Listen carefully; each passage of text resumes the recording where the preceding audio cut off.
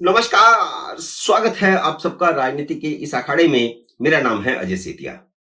मित्रों, प्रधानमंत्री नरेंद्र मोदी ने जब पहली बार कहा था कि न खाऊंगा न खाने दूंगा, तो साफ था कि वह भ्रष्टाचार मुक्त शासन देंगे और भ्रष्टाचारियों को ठिकाने लगाएंगे। नरेंद्र मोदी ने पिछले 10 साल में कम से कम ईमानदार सरकार की छवि तो बनाई है। मनमोहन सिंह यह कभी नहीं कह सके थे कि उनका कोई मंत्री भ्रष्ट नहीं है।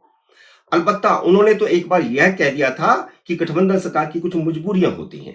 उन्होंने भ्रष्टाचार को बर्दाश्त करना अपनी मजबूरी बता दिया था।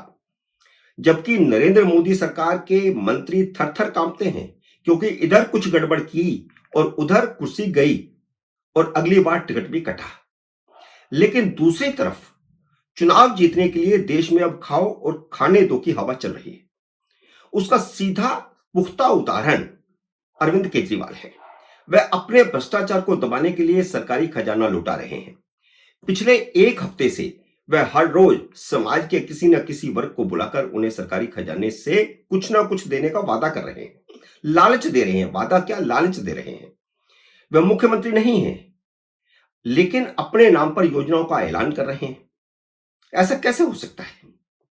एक तरह से वह साफ कह रहे हैं कि अगर उन्होंने शराब घोटाला करके सरकारी खजाने को लूटा है, तो वह उन्हें भी, यानी खास वर्ग को भी सरकारी खजाना लूटने का मौका दे रहे हैं।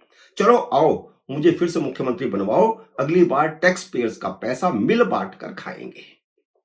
इस तरह की संस्कृति वे पैदा कर रहे हैं। सरकार के बेसिक काम गए भाड़ में। महिलाओं और सीनियर सिटीजन के बाद अब मंदिरों के पुजारियों और गुरुद्वारों के ग्रंथियों को 18,000 रुपए महीने की सैलरी का लालच दिया गया है।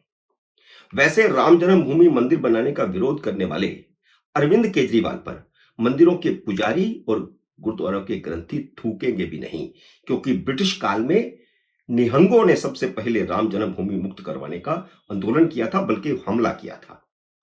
इसलिए हिंदू और सिखों में कोई फर्क नहीं है। देश में चुनाव घोषणा पत्रों में वादों की स्वस्थ परंपरा थी। वे वायदे पूरे समाज के लिए हुआ करते थे।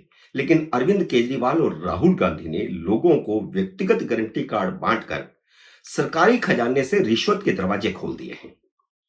पहले राहुल गांधी ने गारंटी कार्ड बांटे, अब केजरीवाल बांट रहे हैं। सरकारी खजाने से किसी व्यक्ति विशेष को पैसा देने की लिखित गारंटी दिया जाना रिश्वत और भ्रष्टाचार नहीं तो क्या है?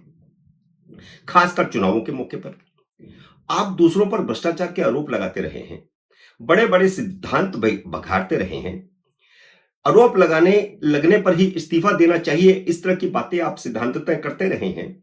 आप खुद आरोप लगने पर जेल तक हो आए, लेकिन आपने इस्तीफा नहीं दिया। कहां आप कहा करते थे कि आरोप लगने पर ही इस्तीफा देना चाहिए और बरी होने पर दोबारा पद ग्रहण कर लेना चाहिए। केजरीवाल के जेल जाने से पहले देश में एक सिद्धांत था कि किसी मुख्यमंत्री के सामने ऐसी नौबत आई तो उसने इस्तीफा दिया, और ऐसा एक नहीं, कम से कम 8-10 उदाहरण तो हैं। यही केजरीवाल 2013 के चुनाव में शीला दीक्षित के खिलाफ 360 पेजों के सबूत दिखाया करते थे, लेकिन मुख्यमंत्री बनने के बाद वे एक भी सबूत नहीं दे सके।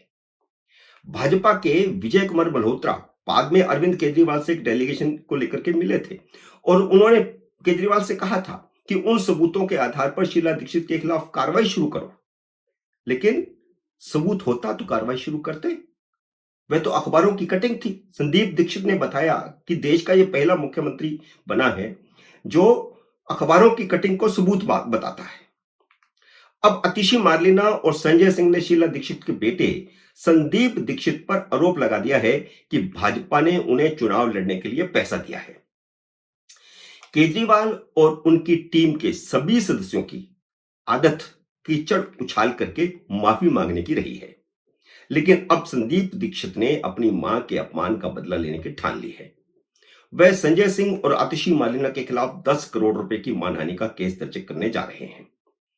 वह अरुण जेटली, नितिन गडकरी और कपिल सिब्बल की तरह अदालत में माफी देने वाले नहीं हैं, और ये दोनों माफी मांगेंगे, लेकिन संदीप दीक्षित ने ठान लिया है कि वे माफी नहीं देंगे। उन्होंने इन दोनों से 10 करोड़ रुपया वसूल करके उसे खर्च करने की योजना भी बना ली है। वह 5 करोड़ रुपया यमुना की सफाई पर खर्च करेंगे और 5 करोड़ रुपया दिल्ली के पॉल्यूशन को शुद्ध करने की योजना पर खर्च करेंगे। केजरीवाल के खिलाफ अब मानहानि के मुकदमों की बाढ़ आने वाली है, क्योंकि वे किसी के भी खिलाफ बेसिर पैर के झूठे आरोप लगाने के आदी बन चुके हैं। केजरीवाल खुद आदतन झूठे हैं और उन्होंने अपनी पार्टी के सारे नेताओं को यही आदत डाल दी है और अब आतिशी मार्लेना और संजय सिंह बहुत बुरे फंस गए हैं। केजरीवाल हार के डर से बुरी तरह छटपटा रहे हैं। केजरीवाल क्या, पूरी आम आदमी पार्टी छटपटा रही है, इसलिए हर हरबा इस्तेमाल कर रहे हैं। उनकी छटपटाहट का ताजा सबूत देखिए। उन्होंने आरएसएस प्रमुख मोहन भागवत को चिट्ठी लिखकर के पूछा है कि क्या आरएसएस के कार्यकर्ता भाजपा के लिए वोट मांग रहे हैं? हम मांग रहे हैं, तो तुम्हें क्या तकलीफ है? किस तरह की अलोकतांत्रिक बात कर रहे हैं? लोकतंत्र में सबको अधिकार है कि वे बेईमानों, झूठों और भ्रष्टाचारियों को हरवाने के लिए वोटरों को जागृत करे। और अगर आरएसएस के कार्यकर्ता ऐसा कर रहे हैं तो कुछ भी गलत नहीं कर रहे, वे लोकतंत्र के हित में काम कर रहे हैं। आपकी हैसियत इतनी नहीं है कि मोहन भागवत आपको जवाब देंगे। पहले भी आपने चिट्ठी लिखी थी, जवाब मिला क्या? कूड़ेदान में फेंक दी गई चिट्ठी। आरएसएस ने कोई सिद्धांत नहीं बनाया था कि 75 साल में राजनीतिक रिटायर हो जाएगा। यह कोई सिद्धांत भारतीय जनता पार्टी का भी नहीं है। आप कौन होते हैं आरएसएस से पूछने वाले कि मोदी जब 75 साल के हो जाएंगे उन्हें रिटायर किया जाएगा या नहीं किया जाएगा? और आरएसएस कौन होती है रिटायर करने वाली? रिटायर करने का फैसला अगर होगा तो वह भारतीय जनता पार्टी करेगी। केजरीवाल ने मोहन भागवत को जो नई चिट्ठी लिखी है उसमें दूसरा सवाल यह पूछा है कि जिसका संघ से कुछ लेना देना नहीं है। सवाल यह है कि भाजपा वाले पूर्वांचलियों का वोट कटवा रहे हैं। क्या यह तरीका सही है? यह पूछा है। असल में जब से दिल्ली में बांग्लादेशियों के और रोहिंग्यों के वोट कटने शुरू हुए हैं, आम आदमी पार्टी की फटी पड़ी है। केजरीवाल आम आदमी नहीं है, झूठा आदमी है। पूर्वांचली क्योंकि इस बार केजरीवाल का दिमाग ठीक करने वाले हैं, इसलिए पूर्वांचलियों को अपने झूठ के जाल में फंसाने की कोशिश कर रहे हैं, जबकि एक भी पूर्वांचली का वोट नहीं कटा है। एक महिला का उन्होंने कहा था कि आपका वोट कटा, मैं बनवा दूंगा। उस महिला ने बाद में कहा कि मेरा कोई वोट नहीं कटा, मेरा वोट तो बना हुआ। तो आदतन झूठे हैं वो। और चुनाव आयोग बिना वेरिफिकेशन के एक भी वोट काट नहीं सकता है, काटता नहीं है चुनाव आयोग। चुनाव आयोग भी तो कटघरे में खड़ा होगा फिर, अगर वो गलत वोट काटेगा तो। सिर्फ बांग्लादेशियों के वोट कट रहे हैं जो आम आदमी पार्टी ने देश के साथ गद्दारी करते हुए बनवाए थे, इसलिए अब तकलीफ हो रही है। जवाब तो खुद केजरीवाल को देना चाहिए कि आपने बांग्लादेशी घुसपैठियों के वोट बनवाए क्यों? जब वे भारत के नागरिक ही नहीं हैं तो आपने उनके वोट बनवाए क्यों? भाजपा तो 10 साल से सो रही थी। आपने 2014 में 4 लाख बाहरी लोगों के वोट बनवाए थे जो दिल्ली में आकर के वोट देते हैं विधानसभा चुनाव में। 15 में भी दिए, 20 में भी दिए, तभी आप पिछली 2 बार चुनाव जीते। इस बार चेकिंग हो रही है तो पेंट गिल्ली हो रही है।